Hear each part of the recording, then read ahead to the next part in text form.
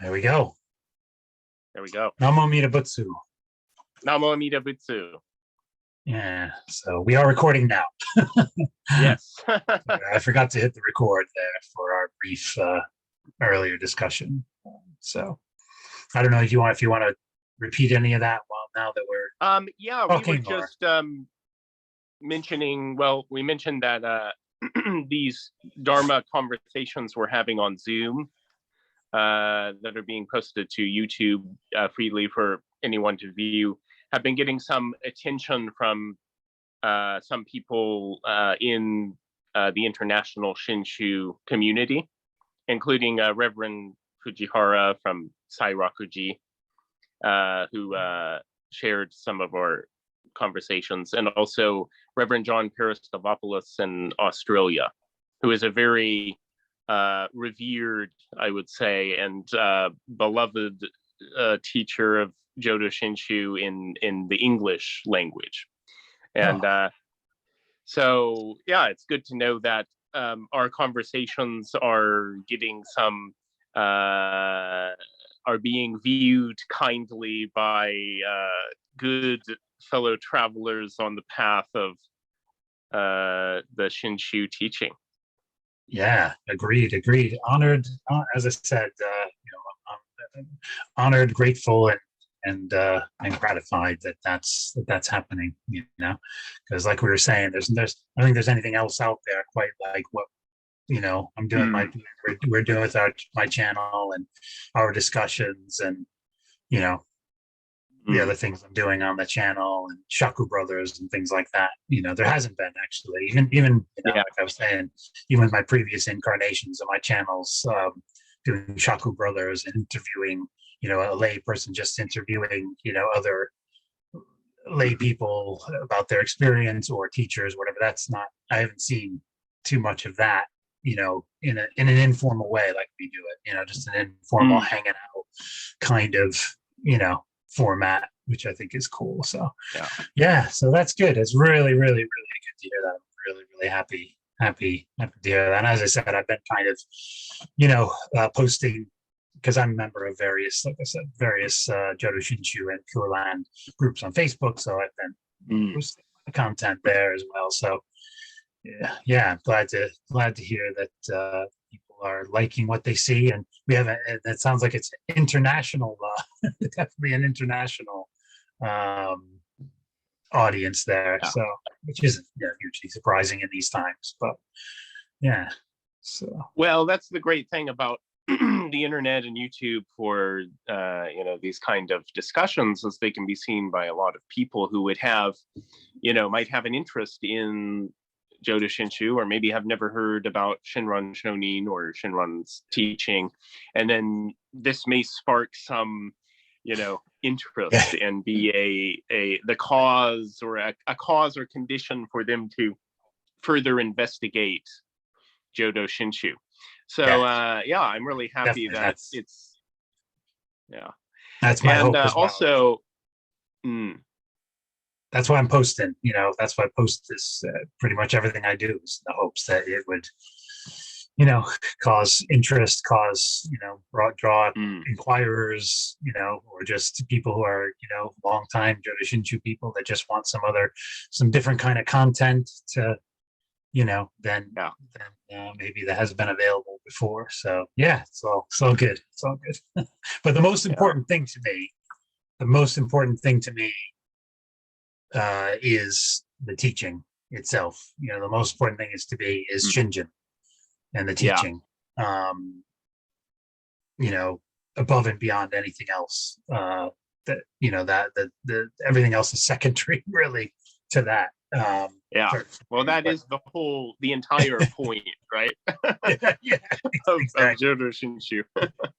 Exactly. If there is no Shinjin, no Nimbutsu, no primal vow, there's no Jodo Shinshu, and no salvation for those of us unenlightened beings in this age of Mappo. So it is the most important thing.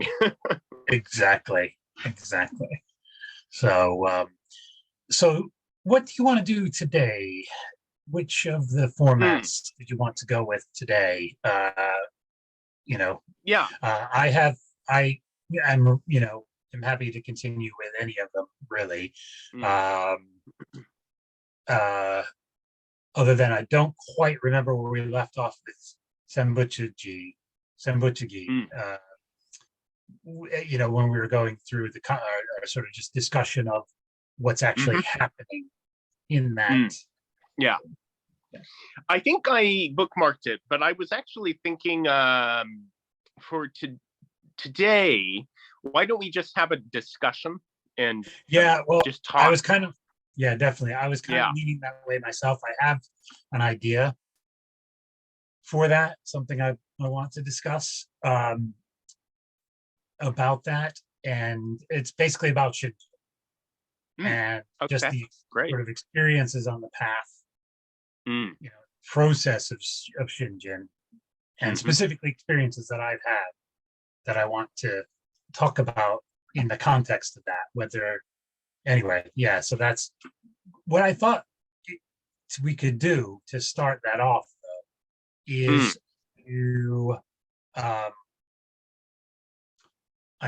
I'd like to read. This is what I was going to do if we did a just Dharma dialogue type of format.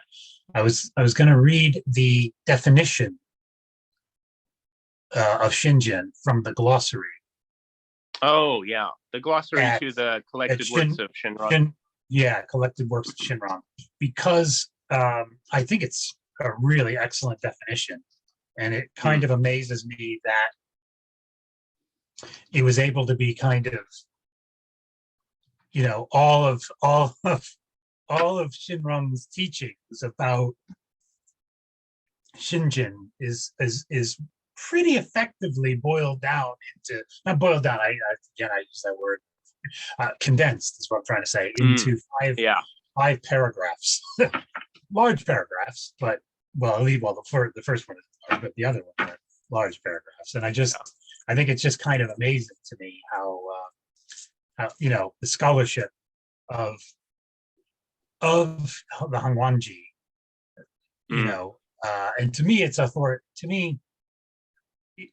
even though it's in the glossary and it's a definition that they've given, that's collective, from the collective, knowledge, collective scholarship, that is authoritative to me. When I think about the scholarship of the Hangwanji over hundreds of years of scholarship and transmission, to me, there's an authoritativeness to that.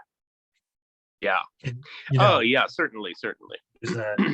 So anyway, let me see if I can pull that up quickly, and I'll share it. Bear with me a sec. Just gotta get the. Thought I had it up here, but I hadn't. So I'll get that. There we go. And then down to Shinjin. Would you like to also share the screen? Yeah, that's what I'm going to do in a minute. Okay, actually, I'll do that as I'm looking. I guess I can do that in a sec. Just so here we go. So yeah, it's just I just thought it'd be a good way to frame the discussion in so that we can yeah, absolutely. I love the glossary. Yeah, me too. It's really good. So bear with me a sec. Just quickly actually this way, do the find. Oh, yeah, that's not going to work. It's going to bring up every. I was trying to search by Shinjin, but of course, Shinjin is going to be everywhere in every paragraph, in every. So I'll just scroll down to it. Oh dear. Okay, so go getting closer. Okay, so yeah. So do you want to read it? Shall I read it? Why don't you read it? And yeah. Okay. So this is the definition of Shinjin at the in the glossary at shinronworks.com, which is basically the online version available for free of the collected works of Shinron. So, right. So one's entrusting to Amida's primal vow, which is at the same time the negation of one's calculative thinking, brought about by Amida's working. It denotes the central religious experience of Shin Buddhism and literally means man's true, real, and sincere heart and mind. Makoto no kokoro, which is given by Amida Buddha. This heart-mind has basically two aspects: a non-dichotomous identity, wherein the heart and mind of Amida and the heart and mind of the practitioner are one, and a dichotomous relationship wherein the two are mutually exclusive and in dynamic interaction. Used as an adjective, Shin, which is different from the term Shin Buddhism, has the meaning of true, real, and sincere. As an adverb, it means to entrust oneself to the Buddha and act, or an act, which is made possible by the working of the true, real, and sincere heart and mind of Amida Buddha. These two meanings are always inseparable. Thus, while Shinjin is experienced by human beings, let me start that again. Thus, while Shinjin is experienced by human beings, its source, contents, and consummation are to be found not in one, but in Buddha. There are 2 points to be noted concerning the oneness that Shinjin signifies. First, it is not a simple identity. According to Shinron, the mind of Amida Buddha is true, real, and sincere, while the minds of foolish beings are empty and transitory. Since empty means not real and not sincere, transitory means not true. Note that's from Notes on Essentials of Faith Alone. Shinjin is a oneness of that which is true and real with its exact opposite. They are one and yet two. They are two and yet one. To express the structure of this oneness philosophically, the mind of the foolish being and the mind of Amida are identical, and at the same time, they stand in opposition of mutual exclusion and negation, of truth and reality versus emptiness and transience. In religious terms, the oneness of Shinjin expresses the working of great compassion, Buddha's wisdom, taking persons of evil, foolish beings possessed of blind passions, into itself, never to abandon. The second point concerning the oneness of Shinjin is that it lies at the heart of Shinron's Buddhism, and it signifies the attainment of Buddhahood. Shinron's teaching, then, is not one of salvation through faith, for Shinjin is not a means to salvation, but salvation itself. Its centrality can be seen in Shinron's emphasis on other power, which means to be free of any form of calculation, lamp for the latter ages. When one is free of self-power, the self-centered working of one's intellect and will to achieve enlightenment. This freedom of one's own heart and mind from self-power is itself other power. Just going to read that again. When one is free of self-power, the self-centered working of one's intellect and will to achieve enlightenment. This freedom of one's heart and mind from self-power is itself other power. In other words, other power is the Buddha's power that has become one's own as Shinjin. It is the power of the heart and mind of the person in whom self-power falls away and disappears as oneness with the Buddha's mind is realized. Just going to read that last sentence again as well. In other words, the power, in other words, other power is the Buddha's power that has become one's own Shinjin. It is the power of the heart and mind of the person in whom self-power falls away and disappears as oneness with the Buddha's mind is realized. In the realization of Shinjin, one becomes a foolish being, Bambu, for the first time, in that one awakens to one's own true nature, but simultaneously one attains Buddhahood that will be fully realized through the working of Jin and Honi. This complex structure of Shinjin is expressed in a number of important concepts. For example, since the oneness of Shinjin means that persons of Shinjin have attained the Buddha's mind, which is itself Buddhahood, that is to be fully realized at the moment of the moment karmic bonds are severed at the end of life. Shunran states that they are the equal of Tathagatas. Let me just read that again. For example, since the oneness in Shinjin means that persons of Shinjin have attained the Buddha's mind, which is itself Buddhahood that is fully realized at the moment karmic bonds are severed at the end of life, Shinran states that they are the equal of Tathagatas. Equal does not mean identical, but points also to remaining differences. The Tathagata is completely free of blind passions, but persons of Shinjin are not. Nevertheless, the structure of Shinjin is such that while they are human beings, they are also Tathagata, for they live by the Buddha's mind, other power. Boom. Wow. Namo Amida Butsu. Namo Amida Butsu. Namo Amida Butsu. Yeah. So that is pretty powerful, I think. And especially the last sentence, it just kind of is a little bit mind blowing, you know. So the whole no big deal. I just don't get it when I hear. You mean Shinjin is simple, nothing simple, special? nothing special, nothing. I just don't get what that is all about.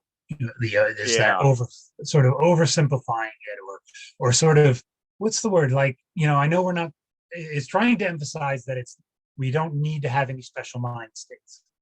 Our goal isn't special mind states or achieve meditative mind state or samadhis or anything like that. I get that you want to separate it from that, but even still, there's some remarkable things happening in Shinjin. Right. Some amazing, inconceivable, incredible, powerful, life-altering, heart altering things that are happening. Yeah. It's not just as though like, well, now you just have faith, but your life is normal. It's just going to go on the way it is. Get used to it for the rest of this life anyway. I don't know. I just don't. I am with you. Shinjin is really a transformation and it's a transformative experience, I would say, religious experience. And you cannot simply reduce it to, one or another aspect of that, what this article terms the working of other power, It's, it has to be, I think, understood in a spiritual sense, not in an intellectual, sense. But it nevertheless, there is some unfolding of understanding that occurs, spiritual, understanding. And so simply to say, for example, to an English-speaking audience, well, it's simple faith, is actually probably more misleading than it is enlightening in this case, because people already have preconceptions, and preconceived ideas of what simple faith means, from their religious background and experience. And so really, I think the decision that the translators made to transliterate rather than translate Shinjin, and so that those meanings, that depth of meaning, could be retained in English, was truly the right one. Now, unfortunately, over time, Shinjin, the word itself, has somewhat lost that. It's become reified to some degree. People talk about Shinjin even in English now as, in some circles, I guess you could say, as if it was some sort of like thing that you get, rather than entering the world of Amida's the working of the heart mind of great compassion, this totally life transforming experience is being kind of, just sort of, now it's just a word, so again, we're always being reminded to rely, like the Buddha said, on the meaning and not on the words, and the word is the finger, pointing to the moon. So the same is true with Shinjin. Once we lose sight of the meaning of Shinjin, the experience, the truth of other power and the working of Amida's light and name, and of Namo Amida Butsu itself, the primal vow, once we lose sight of that, then it just becomes, a thing, right? Exactly. Yeah, exactly. It's and the other, the other things about actually something further on what you were saying is about the receiving. That's a very I think that in Western culture especially, there's different Christian traditions have different ways of expressing things, but there's this idea they get these gifts from God. They're given this gift of whatever, right? You know what I mean? This gift of the Holy, there's the gifts of the Holy Spirit. In some circles call it that. And it's this specific kind of thing that happens that you're granted by God to, do you know what I mean? Which is it's a totally different thing, than what we're talking about. But I think that's what happens when people, there's no comparison to that between what we're talking about here, Shinjin, and just the definition alone we've just given. There's no comparison. There's no way you could do a religious comparison between that and what is discussed as the gift, God giving these gifts of the Spirit, or do you know what I mean? Or God granting gifts in people's lives. But I think what happens is that because the terms like simple faith are used, or we receive Shinjin, like receiving the gifts of the Holy, like it gets, I think that does, even on an unconscious level, for people who aren't necessarily even that Christian, it's still in the Western cultural psyche, what these kind of religious words mean, even if they don't. Do you see what I mean? But especially if somebody's come from that background. So it's a totally different thing. But I think that's a danger of using terms like, it's just simple faith, or unless you do a whole session on like defining what you mean by that. Unless you before you use that term say, this is what I mean by simple faith, right. Well, and Shinran doesn't use the term simple faith. No. He tells us what Shinjin is. He tells us that it's the mind free of doubt. He tells us that it's the working of Amida's vow power. He tells us that it's the light and the life of the Buddha of infinite life and light, breaking into our the darkness of our unenlightened existence. But he never uses the term simple faith. And what you said about in some of the Abrahamic faiths or traditions, the traditions that are centered on the worship of God, is by whatever name they call that God, right? Is this this concept that one can, for example, pray for faith. Christians often pray that God will give them faith. Well, in Shin Buddhism, we don't have to ask Amida to give us Shinjin. I mean, Amida, as we discussed before, Amida is constantly is giving Shinjin freely to all beings. Shinran says that Amida Buddha is directing this mind to all beings throughout every possible realm of existence all the time, and it's coming from Amida takes the initiative to do that. We don't have to pray or ask for it. So huge difference there in terms of the structure of religious thought in Shinshu and in Christian traditions or Islamic traditions. Yeah, and you will have it. That's the thing. You eventually, all beings will have Shinjin. Because all beings will ultimately be brought to birth. There's no conditions on it. There's no, there's things that have to kind of come about, within a certain lifetime. The five, five, not conditions, but the five kind of, things that Renyo talks about. The five aspects of the teaching, or aspects of birth, aspects of birth in Pure Land. That and at some point that but all beings will receive it. Do you know what I mean? And there aren't any. There's no conditions on it. Whereas in other in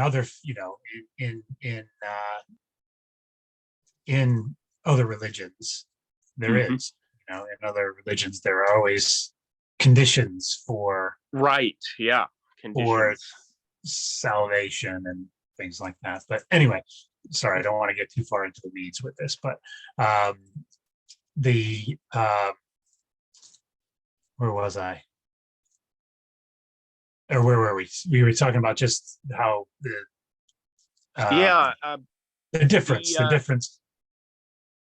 Right. And I do want to say really quickly, because all beings will ultimately be brought to birth to be born in the Pure Land through the unfolding and the working of Jinin Honi, the working of other power. This does not mean that we can just sit back and say, well, I'll be born in the Pure Land someday in the future, so I don't have to worry about anything. There's not. No, you're not.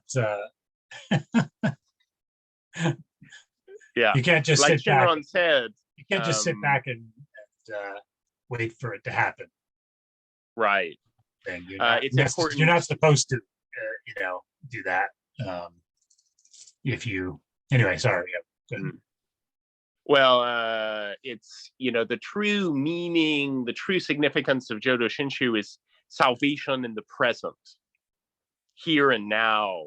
We can enter into being embraced by infinite compassion, the light of Amida, and the stage of non-retrogression, of being the equal of the Buddhas, as it says in this definition of Shinjin.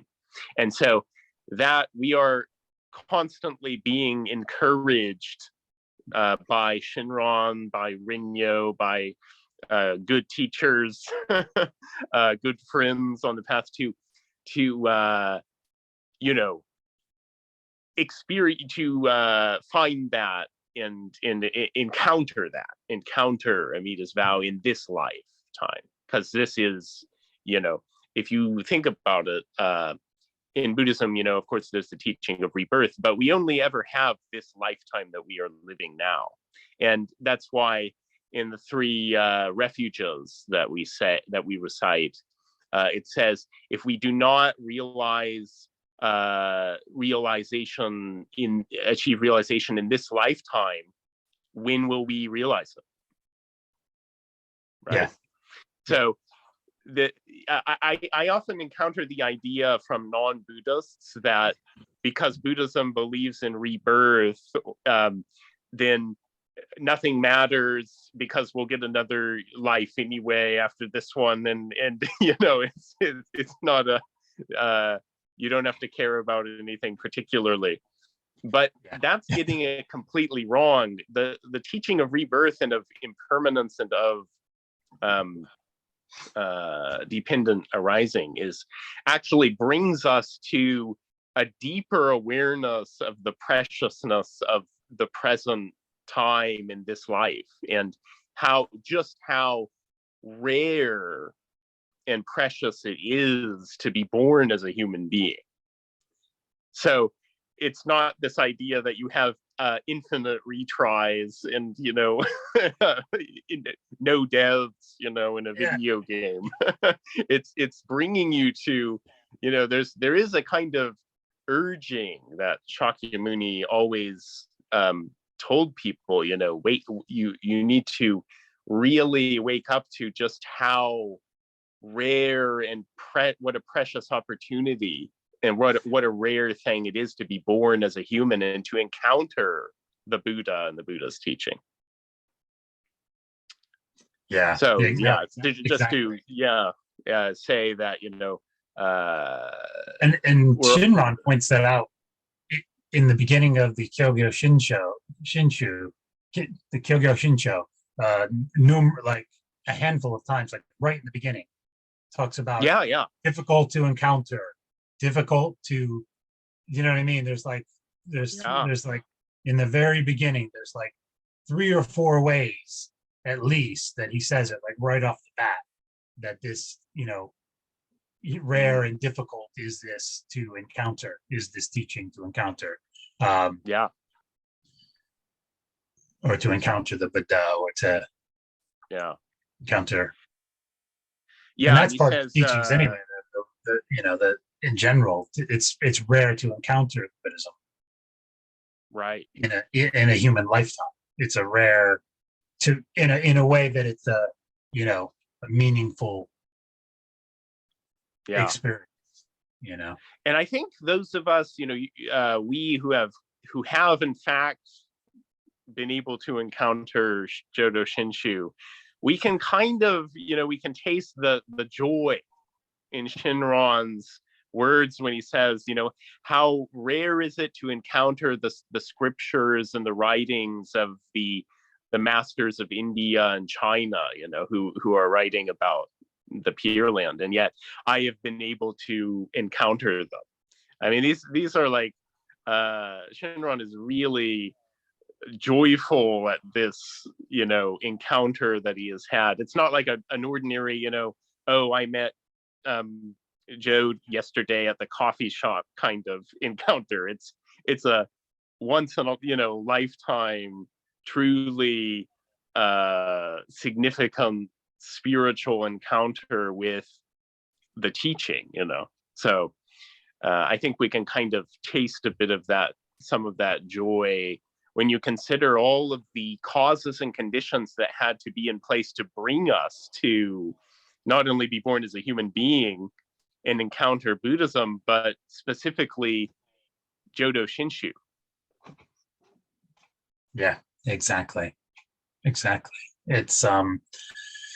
and to be and to see that though, is that part of what to be able to come to that, to realize how the rareness of it, the preciousness of human birth, the rareness and preciousness of encountering Buddhism, the rareness and preciousness of encountering, Jodo Shinshu, the true teaching.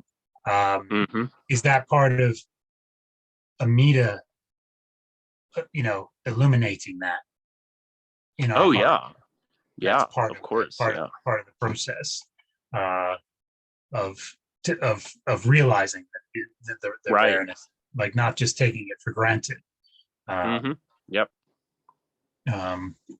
So there's just what I'd like to do is go through this quickly or not so quickly, and just point out like the ways in which this isn't just no big deal.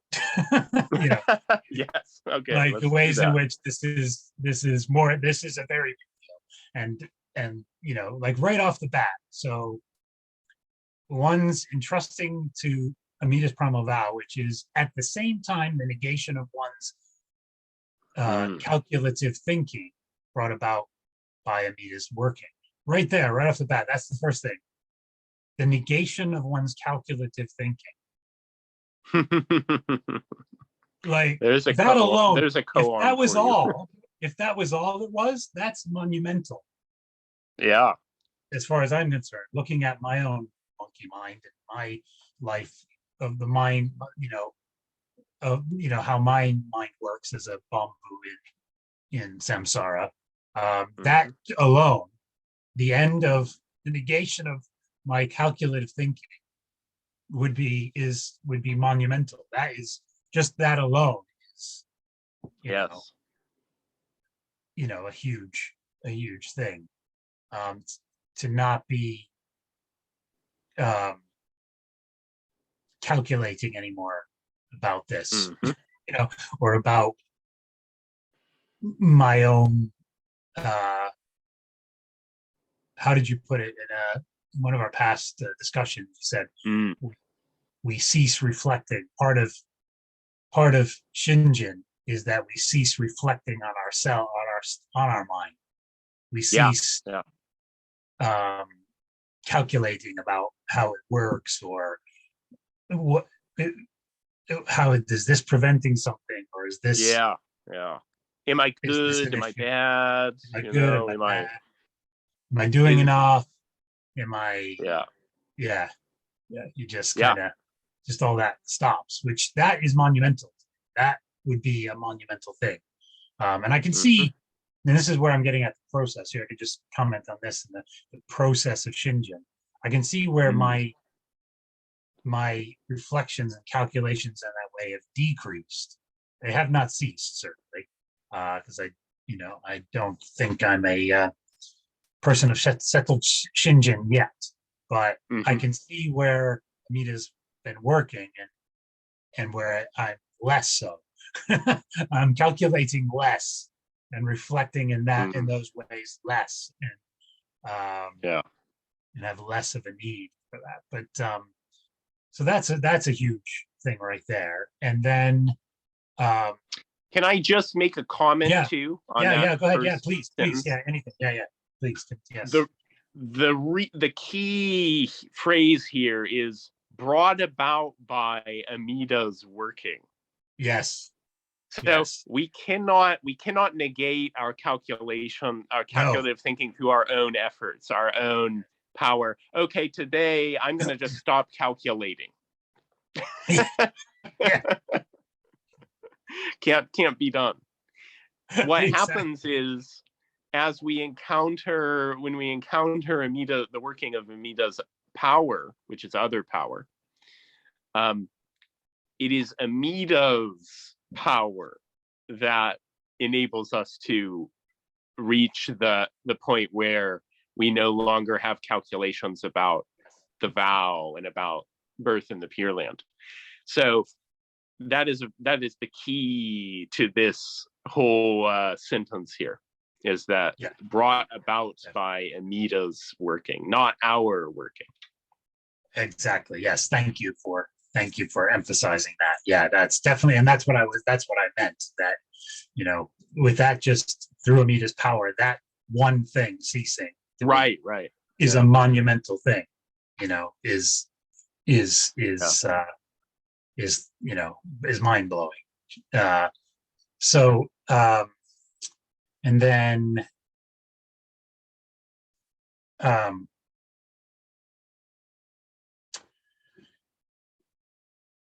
so there's another, I'm trying to think, there's another thing where it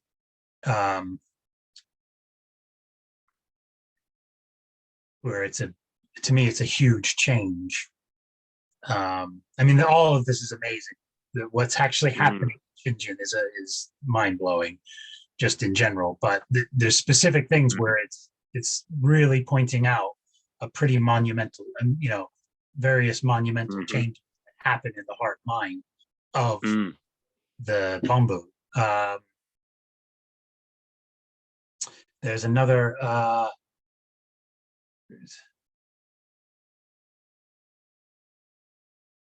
I think it is the final sentence of that paragraph, one of them. Yeah, Thus, that's one while of them. Yeah. Shinjin is experienced by human beings, its source, contents, and consummation are to be found not in oneself, but in the Buddha.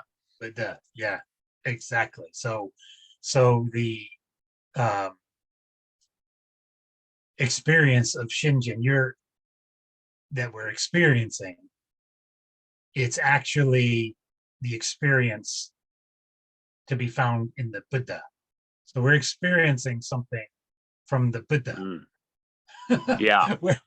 Not something that's come up out by ourselves or from within ourselves. We're experiencing something that is of the Buddha mind, of the Buddha, Buddha source, the Buddha contents. So yeah, that's pretty major and monumental. Yeah, and then this bit here where it says it's not, not at first, it's not just, it is not a simple identity. According to Shinran, the mind of the Amida Buddha is true, real, and sincere, while the minds of foolish beings are empty and transitory. Since empty means not real and not sincere, transitory means not true. Oh wait, so since empty means, empty means not real and not sincere, transitory means not true. Shinjin is a oneness of that which is true and real with its exact opposite. Here two and yet one, they're one and yet two, and two and yet one. To express the structure of oneness philosophically, the mind of the foolish being and the mind of Amida are identical, and at the same time, they stand in opposition and mutual exclusion and negation of truth and reality versus emptiness and transiness. But in some way, your mind is identical with Buddha. Yeah. Like that's and this is the the meaning of Rinyo Shonin often uses the phrase kiho itai, which means the oneness of the object of salvation and the dharma that saves. And this is what that phrase is referring to, is that Shinjin is, because it is Amida's mind being given, if you will, to us, directed to us, but at the same time, it is our mind. It is ours as well. So what is Amida's is also ours, and so this oneness refers to the mind of the mind of Shinjin. And it's important what it says a little earlier. It is not a simple identity. It's not simply that they are one and the same. So yeah, not simple. No, definitely not simple. Complex. Not simple. Complex, incredible, inconceivable. Yeah. Simple, not sure about that. No. Not sure. Yeah, that's why Shinran says, fukasho, fukasetsu, fukashigi. He always uses that phrase to describe Shinjin and the vow and the working of Amida. And it means inconceivable, inexplicable, unable to be. Setsu is actually, I think I've mentioned this before, but it's actually means the Buddha's preaching. So Busetsu Amida Kyo is the sutra on Amida Buddha preached by Shakyamuni. So the setsu in fukasetsu means cannot be expressed in words.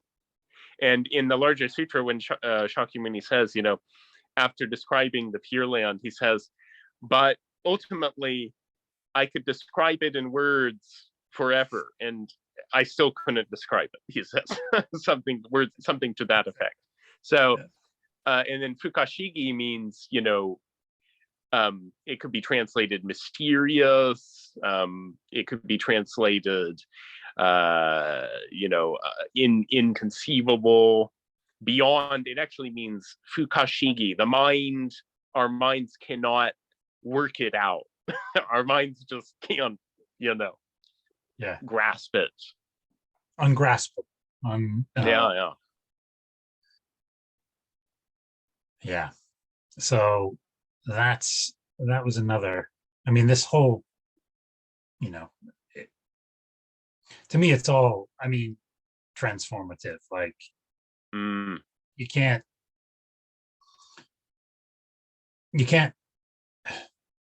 Anyway, so second point, the oneness of Shinjin is that it lies at the heart of Shinran's Buddhism, for it signifies, the attainment, this is important, for it signifies the attainment of Buddhahood.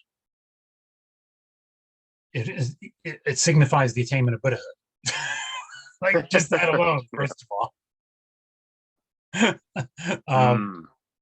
And then he goes on to explain. That Shinran's teaching then is not one of salvation through faith, for Shinjin is not a means to salvation, but salvation itself.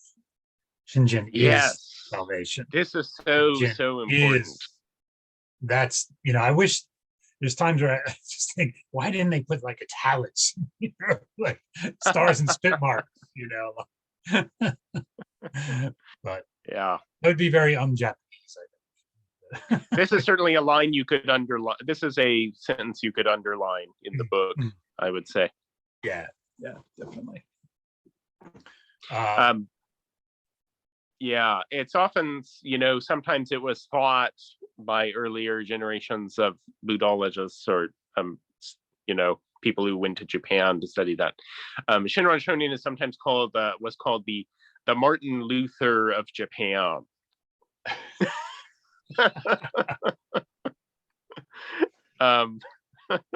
Which there's a lot of problems with that. There's too many problems with that. Yeah, but I think I can sort of see what he's getting. Yeah, and Shinjin is not a means to salvation, but salvation itself. This is so important because Shinjin is not like, Shinjin is itself the awakening to the fact that one is grasped by Amida's compassion, and that one cannot be let go of by Amida's compassion, and that one thereby enters into the world of salvation, of Amida's vow. And that's why there's a fine balance I think in Shinran's thought between the idea that we are that we go to the Pure Land after death, and that we are in some sense born into the Pure Land in the present life. And this has been a debate in Shin Buddhism, historically and in a lot of contexts. But and I'm not a scholar, so I can't like explain all of the details of this, but I do know that there is a sense in which we can really, Shinran says the hearts and minds of the person of Shinjin always dwell in the Pure Land. He says that in one of his letters. So there really is a sense in which the Pure Land, although it is not, so an incorrect understanding is that the Pure Land is simply this world. No, yeah, exactly. And that's not so. The Pure Land is that's very incorrect. Transcendent in the Shinshu.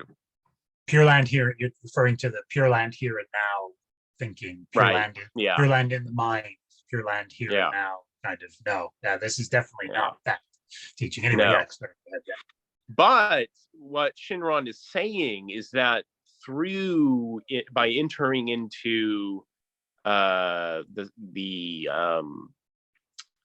stage of being equal to the Buddhas and the stage of non-retrogression, the stage of joy, we are, our hearts and minds are already in some sense in the Pure Land. Mm-hmm. We don't have to wait for some sort of confirmation letter. We Shinjin itself is there's nothing more to be added to, so to speak, and so that is very important in Jodo Shinshu, and it is slightly different from the understanding and say the existing branches of Jodo Shu and the earlier tradition, in some sense, or some, I should say, some interpretations of Pure Land Buddhism prior to Shinran. Yeah.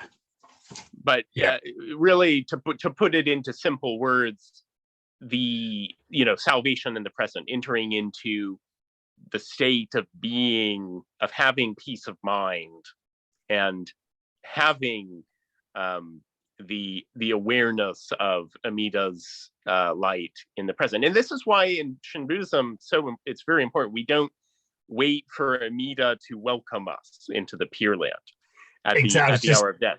Yes, I was going to say that. That was one of the things I bring up is we're not the moment of death, or the approaching of death is not is the state of mind, or looking for Amida. That's not important at all. It's not. There's no need for that. There's no need for that because we're already saved by Amida. We're already. Shinjin already has, that's already salvation. So there's no need to look for the moment, look for Amida at the moment of death, or have to make sure you're in the right state of mind at the moment of death, or practicing, saying the name and in a certain frame of mind, so that when you do get to that point of death, you just do it. There's none of that. There's no need for any of that because it's already happened. I like to use the phrase born man walking. Born man walking. Born man walking. Because that's kind of what it's like, stage of non-retrogression, or if you have if Shinjin has arisen, that's the word I like to use, because that's what Shinran teaches. Shinjin arises. Mm-hmm. So when Shinjin has arisen and you're fully settled in Shinjin, there's you're in the state of non-retrogression. It's kind of like dead man walking. But only not only born as in, just to explain for anyone who watches this, it's referring to birth in the Pure Land. So like the expression dead man, he's a dead man walking, as you might have heard. Well, in this case, because we are already totally assured and of birth in the Pure Land, and we have entered into the stage of non-retrogression. The person of Shinjin could be referred to as a born man walking. That's my Very That's good. what I I like love it. because I've heard other people, oh, it's kind of like dead man walking. Like my Dharma brothers that are Dharma study said it's, oh yeah, it's kind of like dead man walking. I'm like, oh, it's actually yeah, born man walking. Born man. So good. I love that. Yeah. Yeah. So again, it's similar because your birth is assured, kind of like if someone's on death row, you don't have to make light of this or anything, but just to use it as a metaphor, their, you know, their date is set. There's no, you know, Right. and Yeah. there's no, you know, so dead man walking. That's where that originally came. That phrase, dead man walking, sort of came from. And so in this case, obviously, it's a much more positive. Yes, a joyful thing. A joyful thing, and probably the most positive, most joyful, yeah, the most incredible thing that could happen to somebody actually is to be a born man walking. Yeah.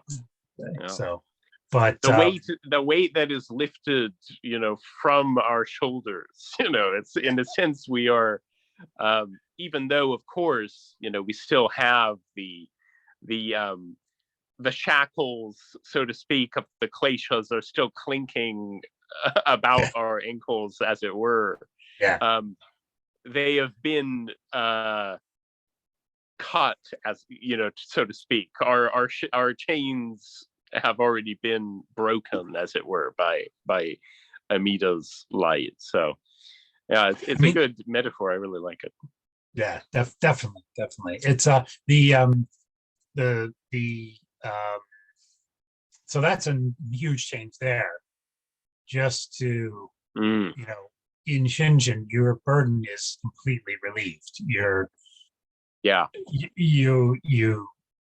and you have peace because you know you're going to be born after this life in Pure Land. You're already saved. You're already, and you don't need to struggle.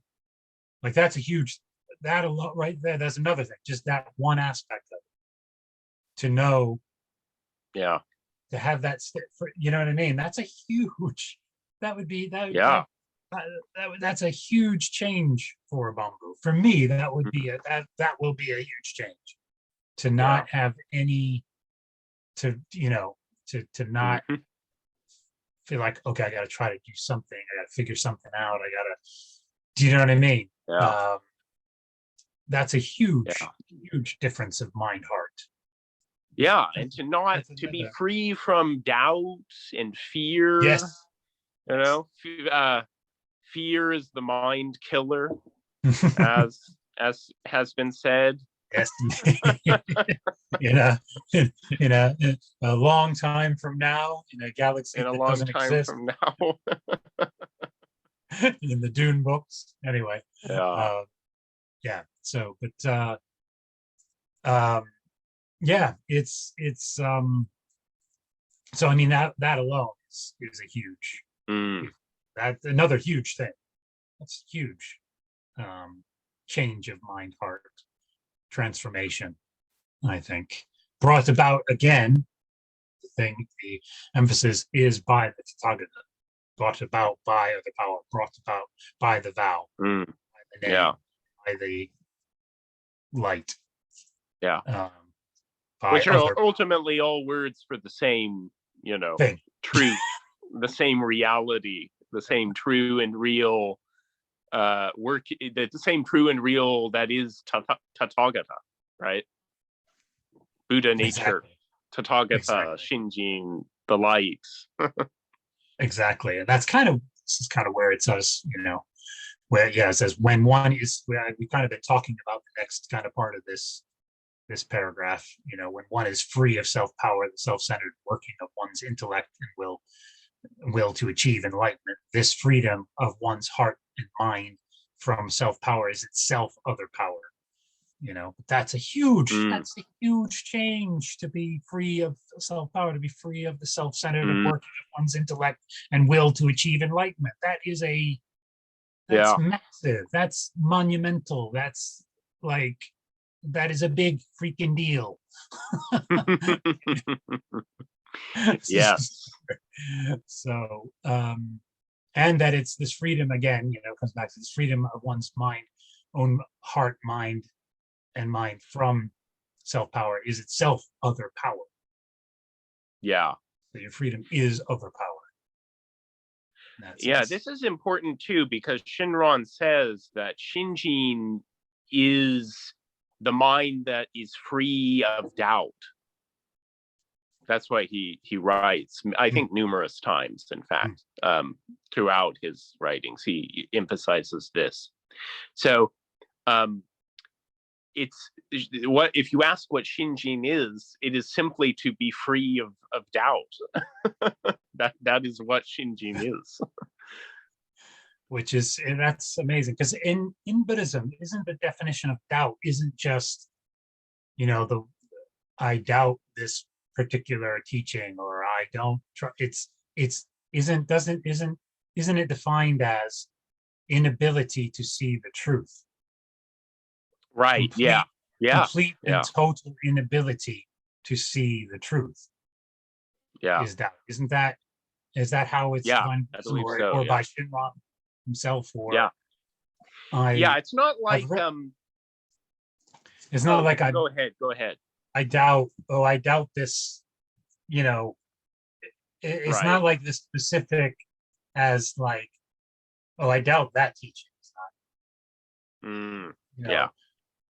So set here example, like, okay, I believe in Buddhism, but I doubt the teachings about, Pure Land, or, do you know what I mean? Right. It's not, it's a bigger thing than just a specific doubt. Yeah. It's not like a doubt about the truth of one or other axiom. It's not like if someone tells you, well, did you know there's a garden on the dark side of the moon? And you say, well, I doubt that. It's not that kind of doubt about, things in general, right? It's specifically doubting the power or the working of the vow, really, is what it is. Yeah, exactly. And that's a question I had. It's the doubting of the power of the vow, but it's a bigger and the reason that we do doubt that is because we can't see the truth. We can't see reality as it is, or we can't see anything truly. Right. Just our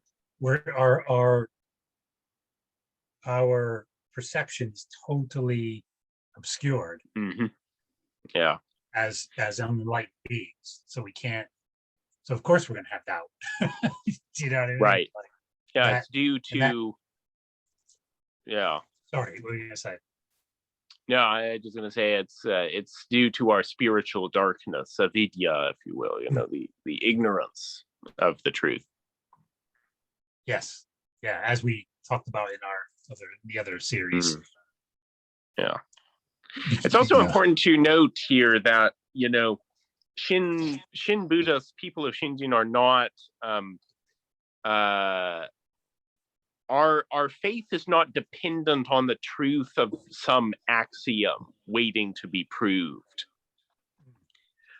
For example, we don't have to wait until we have a telescope powerful enough to see the Pure Land through, or confirm, we can't believe in the Pure Land unless we go there, right? Yeah. That's not the meaning of, of Shinjin. But this is about, the proving isn't. It's not the conventional proof that we get. Right. And it's not objective. It's a subjective, religion, because it is religious, in nature. It is a subjective truth rather than, an objective truth, as Kobai Sensei often likes to point out, right? Exactly.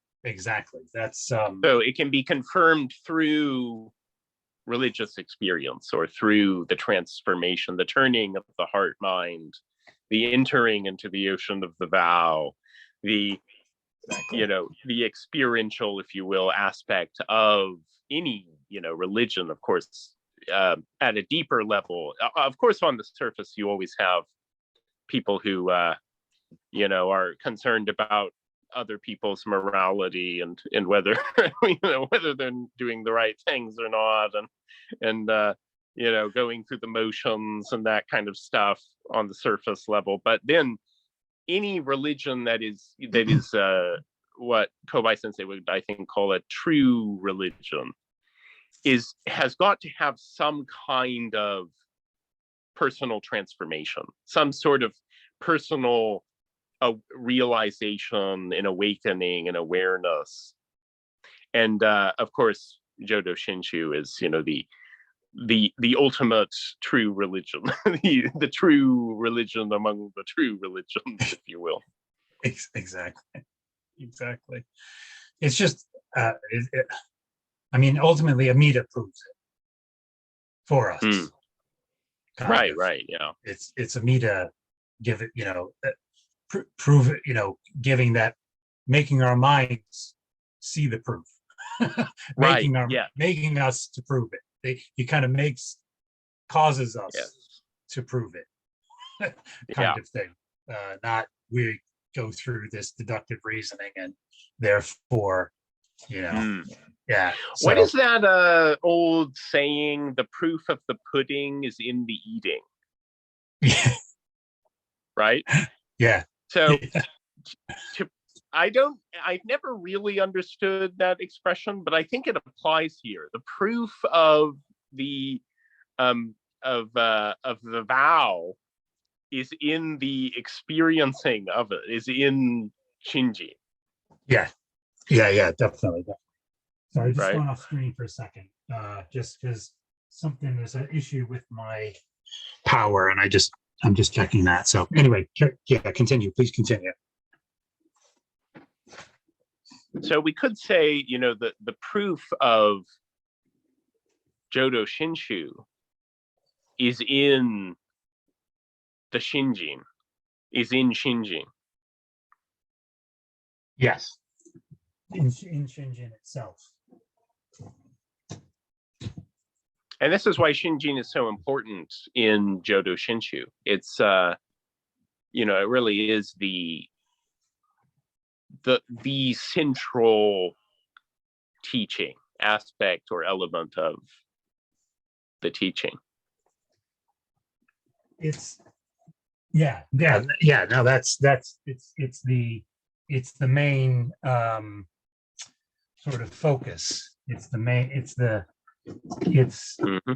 not even just the main focus. It is kind of like everything, isn't it?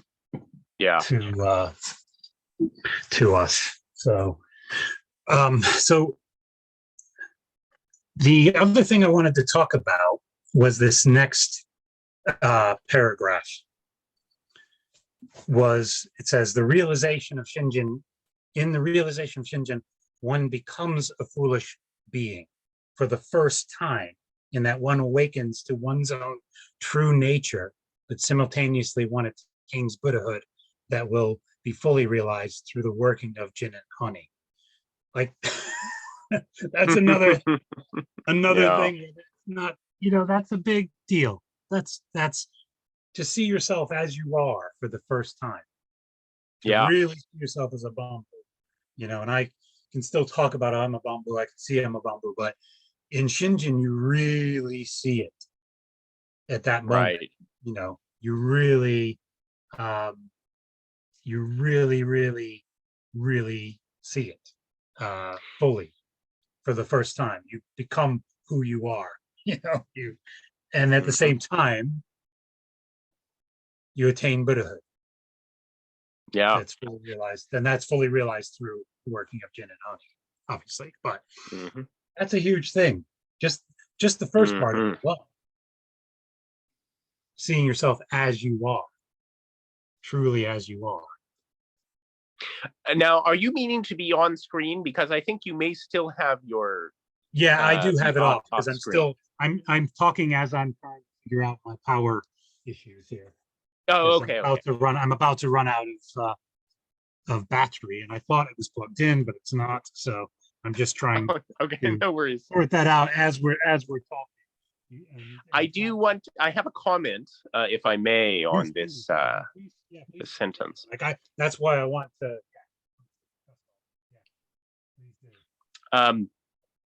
So one thing I'd like to say is this is exactly what Honen Shonin means or meant when he said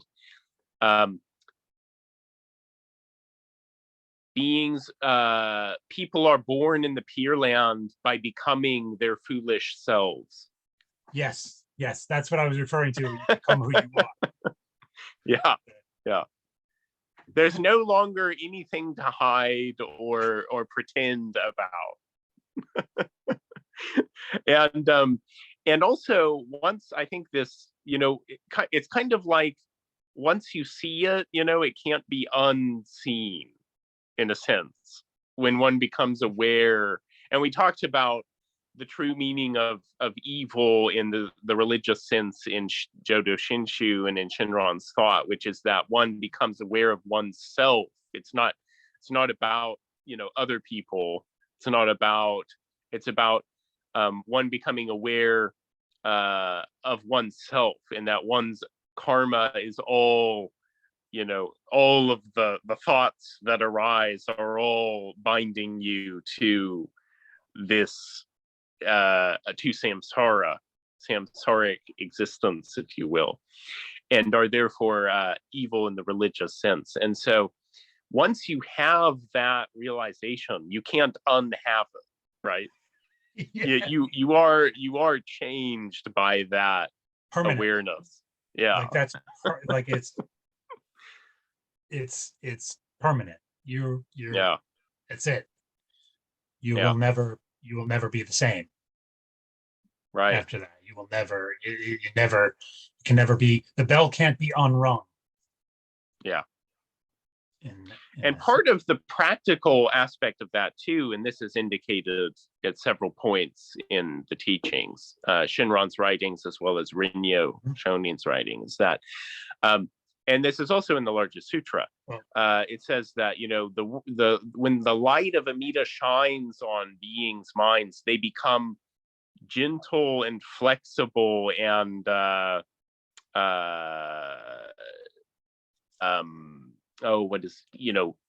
kind toward other beings, and that's because when we become aware of ourselves as totally unable to do what Dharmakara did, right?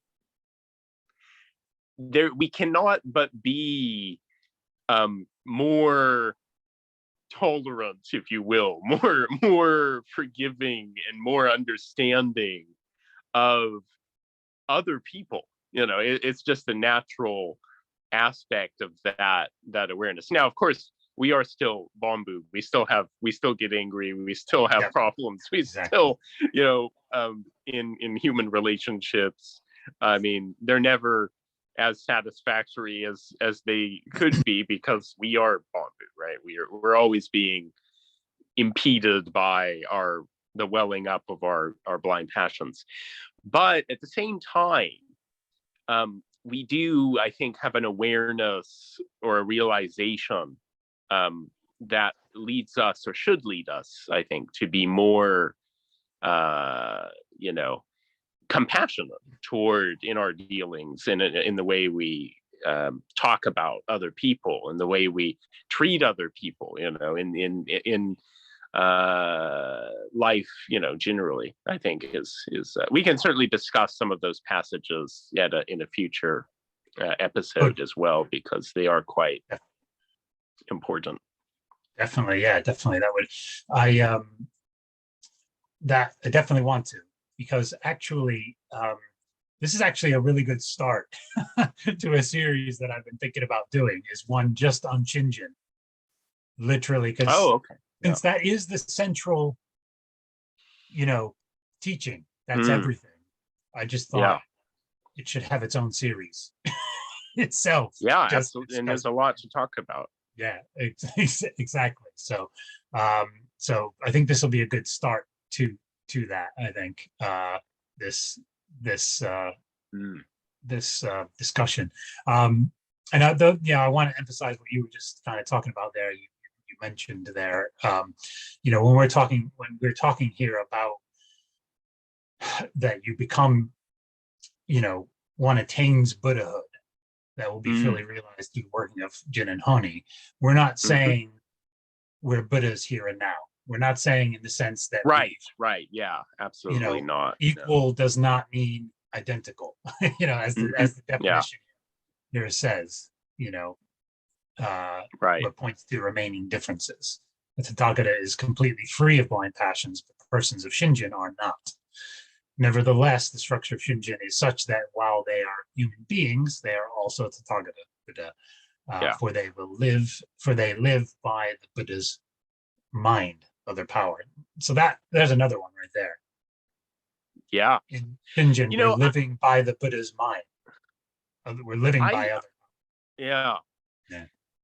I think to go back to a kind of an analogy I made or hinted at earlier, you could maybe, possibly, I'm just putting this out there as this is an idea I just had. So, we're allowed to speculate here. Yes.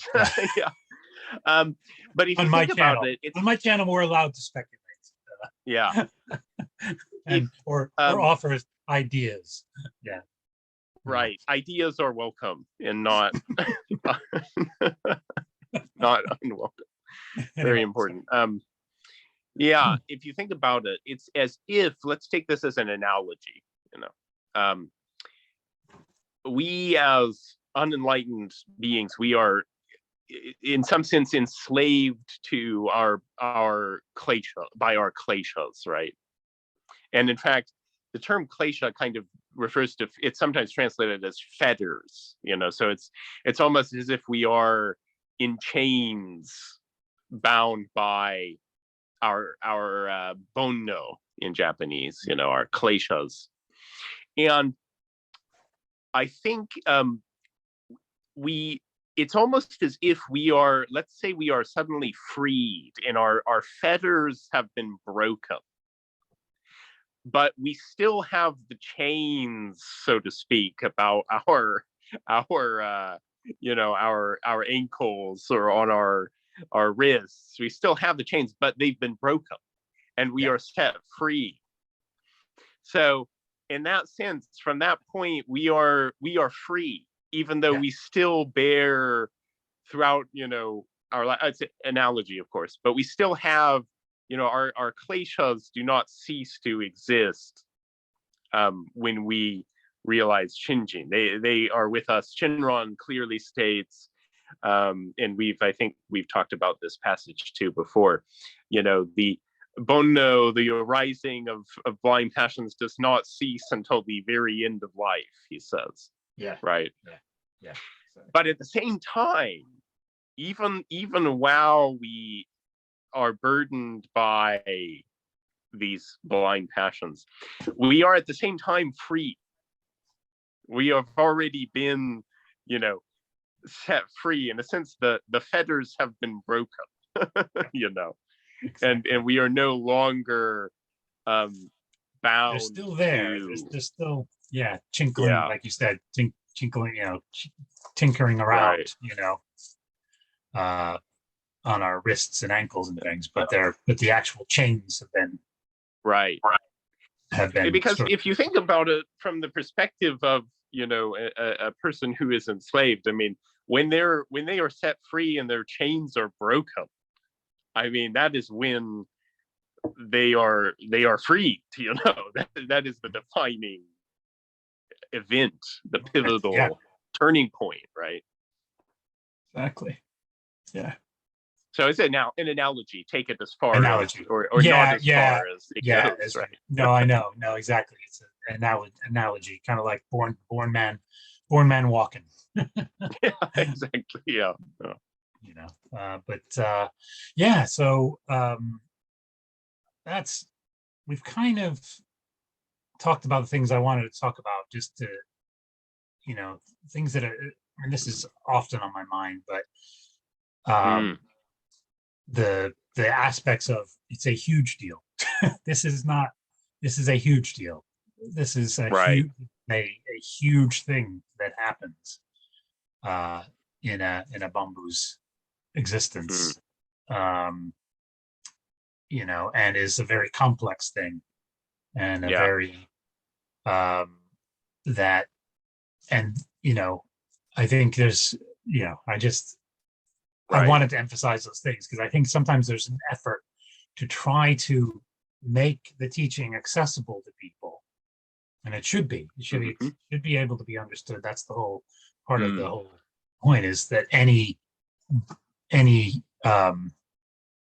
bamboo, any fool can understand it, you know, and no matter what their level of intelligence, no matter what their, you know, their level of situation in life, whatever it is, they can in some way understand it. But I think there's an effort sometimes in that effort to make it approachable, make it simple, which, you know, for the best intentions, you know, for the best of intentions, I think it skews the teaching if you overdo that simplification, you know, if you overdo the, and just like it tends to stray into, sometimes it strays into the oversimplification.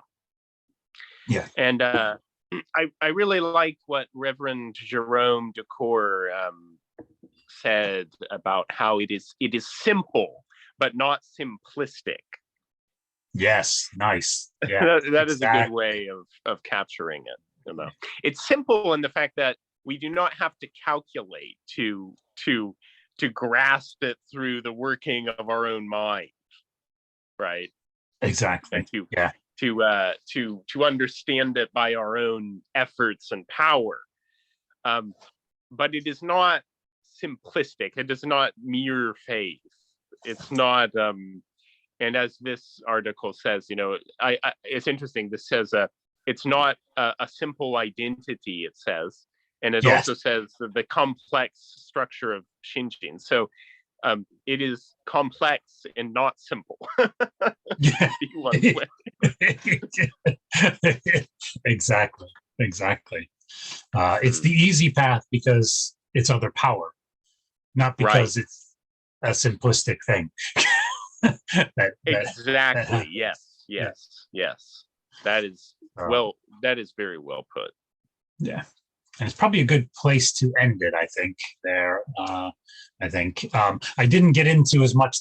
I wanted to talk about some things about the process of Shinjin, you know, and talk about some of my, you know, experiences that people might have on the path, you know, before it settled Shinjin, you know, that might be a part of the process type of thing. But anyway, we can do that maybe. Great. Shall we discuss that next session, or? That'd be great. Yeah, definitely. So, good. I mean, how much? I mean, we've been going now for probably over an hour now. I'm mindful I think of the time you're probably getting late there. So, and this is a weeknight. This is a school night, as it were. So, and I'm on holiday, so I'm on annual leave. So, but just say mindful that you are, it's of the time. Well, let's go ahead and wrap it up here, and then this Sunday I actually have a prior engagement. So for our next meeting, are you free to meet Saturday morning? I have to get back to you on that because I can't remember which day that leaving. My brother and sister-in-law are visiting from the States, and I'm not sure which day they're leaving. So, and I don't know I can't remember what time that is of the day. So I don't want to. Let me get back to you in the very near future. I can just look at we actually have I've told you about the family diaries. Well, for these Yeah, occasions, not only do we have the family diaries, we have the family diary meetings about once a quarter. But for these kinds of visits, we actually get an itinerary printed off for all of us by my father. Oh, wow.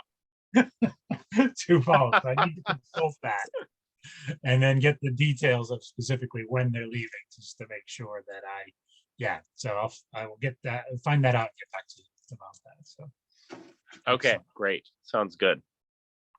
All right, well, excellent. Thank you again. Thank you so much for this. Yeah, Good to be. This was a great discussion. Yeah, definitely. Yeah, and I've learned a lot. As have I. That's the great thing about these discussions, is we always seem to uncover new. It's kind of like panning for gold, There's always something always is coming up, some new nugget of gold is unearthed.